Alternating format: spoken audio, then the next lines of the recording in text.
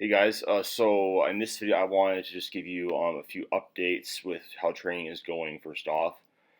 So I have just kind of transitioned back into doing more of a strength-based program now as opposed to from doing hypertrophy. And I just started heavy deadlifts again, and you can see that was my first heavy deadlift in like a month.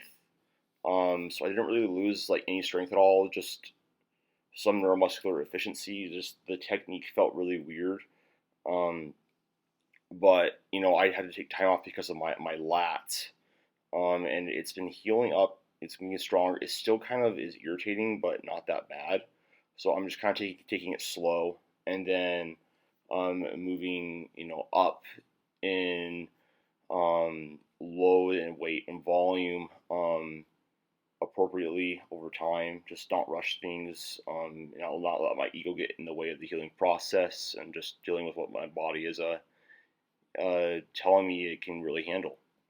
But then you guys also saw that I hit an all-time pause bench PR, which I was just super hyped about because I came in, I was really fatigued. Like this is the end of a 5-week training block, which is one of the longest blocks that I've done. I usually do a 4-to-1 paradigm of accumulation to deload.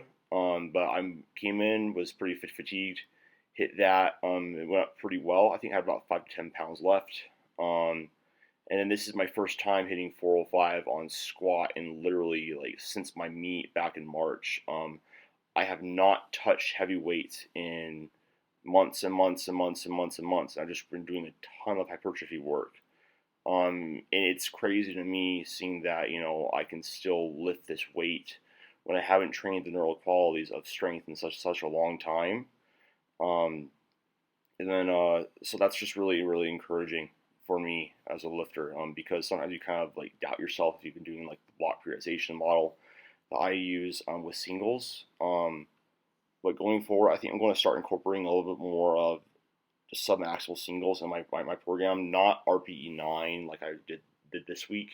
I decided to kind of send it, and this is like 600 pounds, just because I wanted to, I have a deal week next week, so I just wanted to see what I could do, and without really pushing it, but apparently what I'm doing is working, so that's just the awesome thing about having a well-structured, periodized model based on science. But anyways, I wanted to talk about the main topic of this video, which is how to develop training momentum and avoid burnout, because this is something I've had to have a lot of reflection on as I've become more advanced in my training, and especially like more intermediate. Just being able to reflect on when have I been able to make the most progress, and what are the similar cases of the training blocks, like similar things that happen. So I'm going to talk about this, and you guys can watch this training session that I did in legs today. But so why should you care about developing training momentum and avoiding psychological and physical burnout? Simply put, muscle and strength improvements have a time element to them. So the reality is that you don't get stronger significantly in one training session. It's several training sessions over several training blocks over time that lead to maximal progress and really just having stellar and predictable strength and muscle gains. It's not just one training session. Like anybody can come in and have one great training session, but how do you get multiple training sessions that are always going to be productive in a physiological sense, and also how do you avoid burnout? And burnout has both psychological and physiological aspects to it. So I wanted to first address the most important one. So training within your recovery capacity. And this basically means you want to train within your session maximum recoverable volumes and your total micro or slash mesocycle maximum recoverable volumes. And this is because you're going to have less injury risk, and you'll actually be able to recover and adapt from the imposed stimulus. And what I mean by session MRV is going to be, we can usually have a limit to how much stimulus that we can do, and then actually recover and adapt and come back again later on to then present another future overload. So with volume, Don't do too much volume. Cap it where not going too crazy heavy, or too intense. You should walk out of the gym most of the time feeling confident that you can come and present an overload. You should not feel exhausted all the time. Um, but going off of that too, within recovery capacity, is you should accumulate most of your volume with most of the time within the RPE 6 to 8 range. And this is going to be just because, one, we have pretty definitive research. This is still highly stimulative of muscle and strength gains. As you approach failure, the relationship is asymptotic in nature, means that it levels out the closer that you get to failure, in terms of benefit you get per rep. So while you do get some stimulus from, a slightly higher stimulus from higher exertion, you also will get significantly more fatigue. And you're also going to get less DOMs from not pushing as hard all the time. Additionally, there's also you get the benefit of having more quality technical practice, because if you train close to failure, you're accumulating more fatigue, which means that you have more of a high chance of getting out of position and then not having the exercise actually accomplish its intended purpose. Now going off of this means that you should probably accumulate most of your volume for most of the training session within the RPE 6 to 8 intensity. However, it is probably okay to train super hard once every 4 to 6 weeks of training, probably before you deload. And after you push super hard, you will deload or dip back down into the RPE 6 to 8 range, and then kind of rinse and repeat. There's a time to push and there's a time to not push, and it's important to understand that it might be fun to do every once in a while, and while training hard is necessary, RPE 6 to 8 is still hard. It's just a difference between, was it hard or was it like I'm going to die hard. That makes sense. And another thing that's largely overlooked, I said burnout has a psychological element to it, right?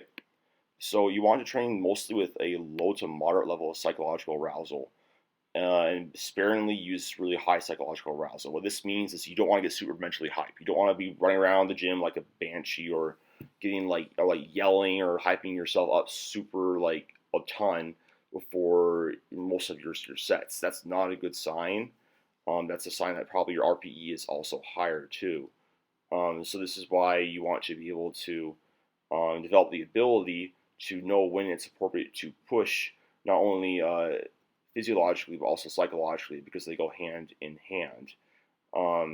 And you don't want you want to be able to use that tool when you need it. So like on an actual max, you want to be actually able to take advantage of that effect. If you're constantly training with a high psychological level of arousal, one, it's not sustainable. It's probably going to lead to burnout and just not very good outcomes. And like when you actually do need it, you're not going to have that performance enhancing benefit. Another tip is to develop a training schedule that you can stick to consistently for an entire training cycle. And you should look ahead and plan around your busiest times for when you're determining how often can you train, how long can you train for. Because you want to be able to consistently show up for your training, not be super stressed at having to make all of your training sessions. Know that you have the time for it, and know that you can create an optimized plan based on your circumstance. Optimization is basically, it's a fallacy, and it's usually going to have to be around whatever other life constraints you can have. This was a really tough set. I died there.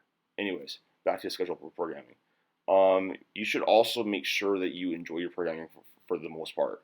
You don't have to enjoy every aspect of it, but you should have a good reason behind why you have a program and what this, an exercise in your program. So like I don't like lunges, but I do them because it really helps me get stronger on squat, bench, and deadlift, and get a good hypertrophy stimulus and more volume that I find really helps me.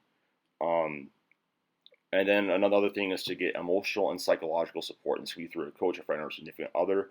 Somebody holds you accountable before, you're having a tough day, you don't really want to go train. That can be somebody that you reach out to talk to, and, get some, objective feedback on whether or not you are making progress, and, help you just let you know that you can do it. Because we actually there's this interesting statistic where 70% of our internal self-talk is negative. So don't be your biggest enemy, be your biggest cheerleader, but getting some support externally can really help. And the last big tip I have is consider progress more than just one area of training. So instead of just load on the barbell, think about improving the technique, learning more about how to gauge RPE, or just doing your best, consistently, and showing up and trusting that you're doing what's necessary to get better.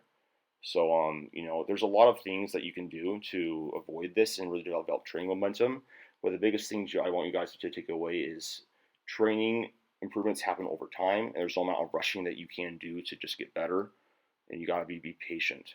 But yeah, that's it for this video. Hope you guys are doing well, staying safe and healthy. And I'll talk to you guys in the next one.